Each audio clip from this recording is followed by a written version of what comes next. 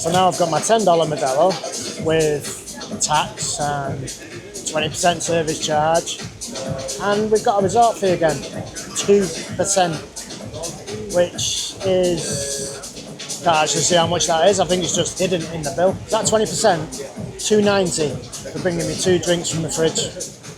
$2.90. And now the pen's still there because they want a tip on top of the service charge.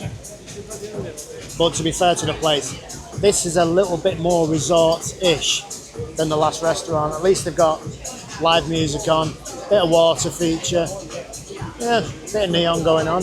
I don't mind paying the resort fee here actually.